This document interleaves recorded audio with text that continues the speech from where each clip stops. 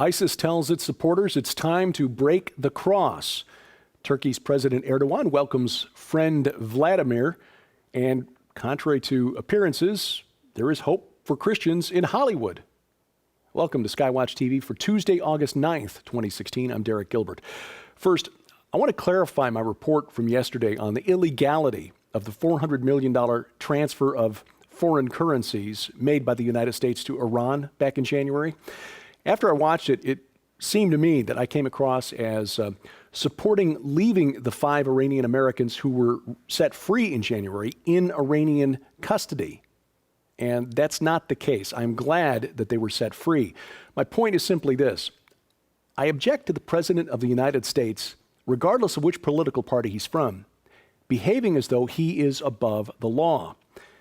The fact is, and you can check this for yourself at the Treasury Department's website, any financial transfer from the United States or anyone in the United States to Iran or anyone in Iran is illegal.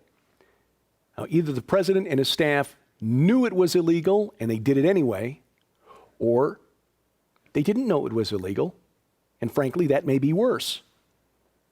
Personally, I believe it's the first one. They either had to revoke the declaration of emergency that President Obama renewed, which puts the sanctions into effect or keeps the sanctions in effect, or they had to go to Congress and have Congress amend federal law to make that $400 million payment legal. Knowing that he would never get that past Congress, the president just went ahead and ignored the law. But again, I'm glad the 5 men were set free, although we note that the Iranians have arrested 4 more since then. In other news, the United Nations apparently offering support to the Obama administration for its federal takeover of local police forces around the country. After a tour of the U.S. in January, a UN official named Mena Kai endorsed a little-known practice by the Justice Department called consent decrees. The consent decree, he said, needs to be beefed up and increased to cover as many of the 18,000-plus local law enforcement jurisdictions as possible. Now, what is a consent decree? The Civil Rights Division of the Justice Department will file a lawsuit against a city, county, or state alleging violations of constitutional or civil rights by police or by guards at a correctional facility. Rather than fighting the federal government, a local government will agree to the judicial finding without contest.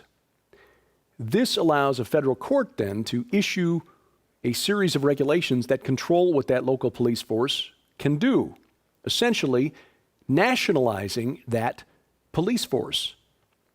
Consent decrees are now in place in Newark, New Jersey, Miami, Los Angeles, Chicago, Ferguson, Missouri, and other places around the country.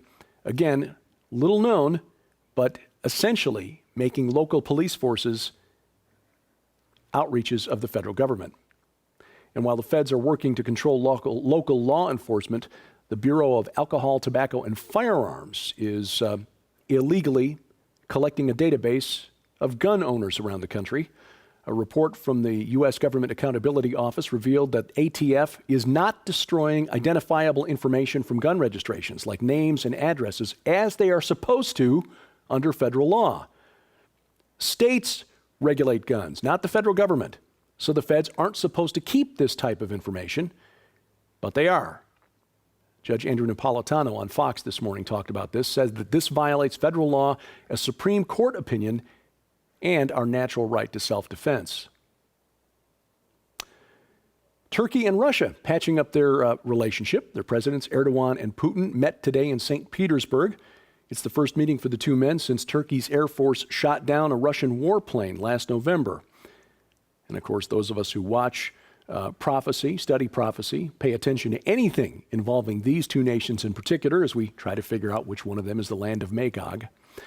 And of course, not to be left out of the political and prophetic speculation, French President Francois Hollande is traveling around Europe this week, visiting the capitals of other European Union nations as he pitches the idea of an EU army. Hollande wants the EU to make military commitments beyond its borders. Now, why does the EU need an army when NATO already has an army? One of the big debates in recent years, of course, is whether the Antichrist will emerge from a revived Roman Empire, the EU, perhaps, or Turkey. Jury's still out. The family of clock boy Ahmed Mohammed is suing school officials in Texas for violating the 14-year-old's civil rights. Lawsuit filed Monday against the Irving, Texas Independent School District, the city of Irving, and the school's principal. You may remember the story from last fall. Ahmed was suspended at his high school in suburban Dallas, charged with having a hoax bomb. Well, Ahmed, his family, and supporters, all the way up to the President of the United States, congratulated Ahmed on what they believed was a clock that he built from scratch at home, a digital clock carried inside a little briefcase. And that this suspension was just persecution because the boy and his family are Muslims. Well, researchers who examined the photos released by the Irving, Texas Police Department found that rather than constructed from scratch, what Ahmed had done was taken an old Radio Shack digital clock, vintage 1970s, took the components apart and then reassembled them inside the little briefcase to look like a hoax bomb. Well, it smells like a test case. The family, by the way, no longer living in the United States. They are now living in Qatar, where the boy has been issued, or offered, rather, a full scholarship to college. Well, another month means another issue of Dabik, that's the official magazine of the Islamic State, in which it's calling on its followers to break the cross. Other than that, a collection of the usual, it's slick, it looks really well laid out, but the text, of course, just more of the same. Arguments in favor of the Quran and against the Bible. It also praises and takes credit for the terror attacks in recent months in Orlando, Nice and Normandy in France, Würzburg and Ansbach in Germany, and in Bangladesh. And not to be outdone, the new issue of Al-Risala is out. That is a magazine produced by Jabhat Fatah el-Sham, which is the Front for the Conquest of Syria, formerly known as Jabhat al-Nusra, the al-Nusra Front. It's separated from Al-Qaeda week before last. Apparently no hard feelings. The magazine includes a letter from Al-Qaeda's leader, Sheikh Ayman al-Zawahiri, in which he praises the unity of the rebels in Syria. This, like Dabik, a slick publication in English, obviously aimed at propaganda, aimed at Muslims in England and the United States to draw them into the fight in Syria. Now, propaganda of a different sort has been coming out of Hollywood for years, basically selling the American public and the world on the enemy's vision of faith and family. Basically, follow your heart and do whatever feels good, or as Aleister Crowley would have put it, do as thou wilt. But all is not lost. Screenwriter and novelist Brian Godawa recently attended a summit on family and faith in Hollywood. This was put on by Variety magazine. He said that the attendees were not the Christian subculture in Hollywood, but mainstream, big-name producers, writers, directors, filmmakers in Hollywood. And he says that, in his words, there is still some hope in Hollyweird. There are a lot more Christians who are involved in key decision-making positions, which is where they've never have been, and more content makers. So Christians are being involved more in the process. And this is really important because you can make all the movies you want, but if you don't have a distribution pipeline that gets it to the masses, it doesn't do any good. And that's where the key decision makers and the executives in Hollywood make a difference. And this, Purpose Summit had a few of those there, describing what they're doing and how they're trying to grow and how they're trying to meet the demands of the market. There are others who were involved. There's a very diverse group of people. Not everyone agreed. There were plenty of people who argued that, yeah, they're trying to reach out and try to make movies for the Christian market, but they still don't get it because they don't understand the faith and how that works and what the demands are of the market or whatever. So there's this sort of, mixture of people. Hollywood's not monolithic. And as much as I complain and gripe about it, Hollyweird and Babylon and such, which is true. There's a lot of evil. There's a lot of basically broken, miserable, bad people who like to stomp on other people. As much as that's true, there are also many within the industry, more increasing, ongoing. This is where I'm encouraged, where they do want to bring good change and meet the needs of a market that's not as interested in the nihilism and the darkness that so much of Hollywood can often capitulate to. Brian was the scriptwriter for the award-winning film Against All Wars, which starred Kiefer Sutherland and Robert Carlyle. He's also the author of a couple series of novels that we highly recommend, the Chronicles of the Nephilim and Chronicles of the Watchers. You can find out more at his website, Godawa.com.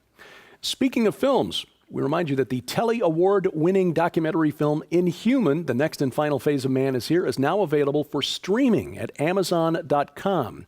If you're a member of Amazon Prime, where you pay an annual subscription fee, gets you some other benefits too, like free shipping. We do it. It's worth it, especially when you live out in the country. You can download, or rather stream the film at no charge. Again, if you're an Amazon Prime member. If you're not, you can still pay to stream it. You can purchase it.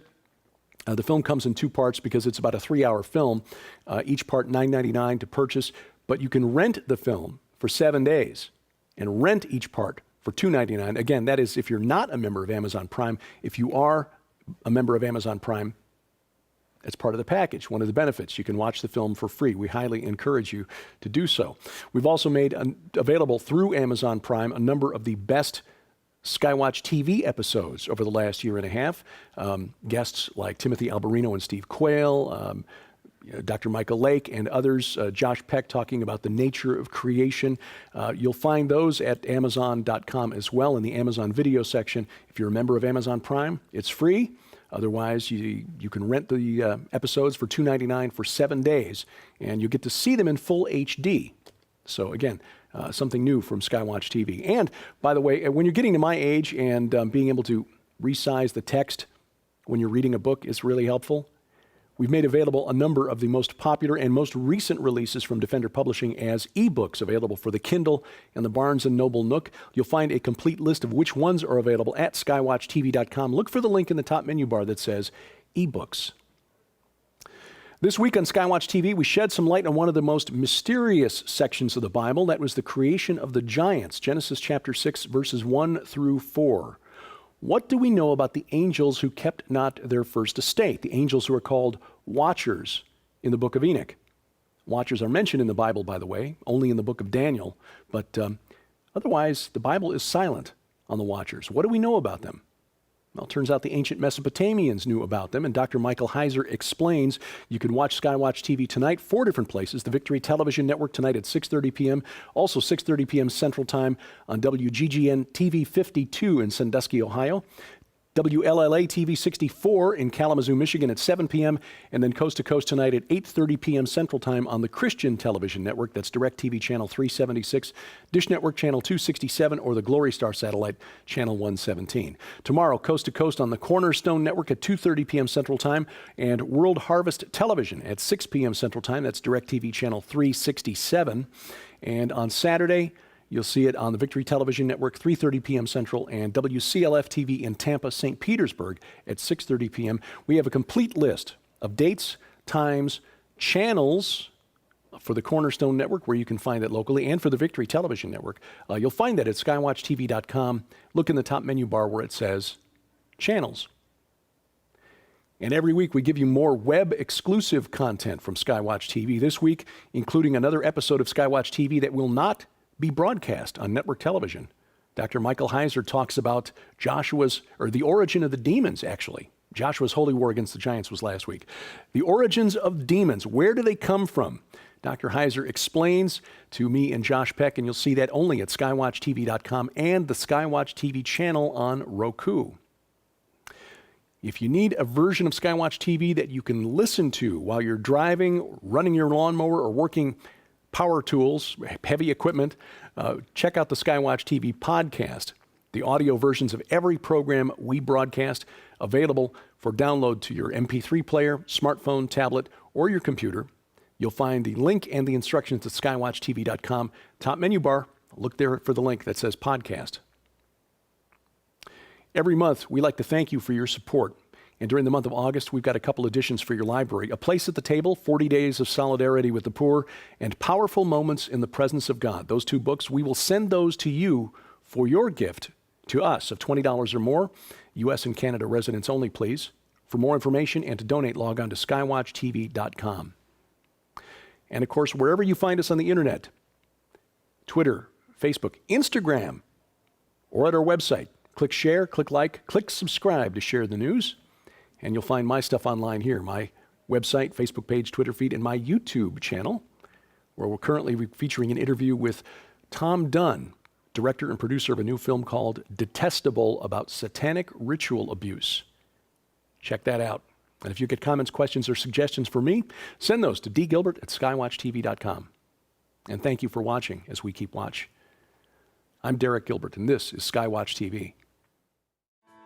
Skywatch TV can help you break through the barriers of space and time and get a valuable reference library at the same time. Here's what I mean. Maybe you weren't able to attend the Rocky Mountain International Prophecy Conference in July. That's a problem of space. Or maybe you were at the conference, but you had to choose. You could only watch one presentation at a time. No way to see all 53 presentations in real time. That's a problem of space and time. But thanks to modern digital technology, those barriers mean nothing. We can take you from your living room in the future to Colorado Springs in the past to watch all 53 presentations, many of which were recorded at the same time. And that's not even including more than 24 one-on-one interviews with all the speakers who were present. When you pre-purchase the complete DVD set from the Rocky Mountain International Prophecy Conference from Skywatch TV, you'll get all 53 presentations recorded live, plus the 24 one-on-one interviews, and we will add the 5-volume Researcher's Library of Ancient Text. That alone is a $150 value. Your cost, $149.95 plus shipping and handling.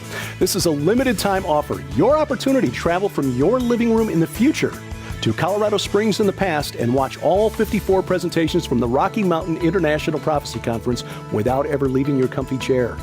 Time and space, no problem for Skywatch TV.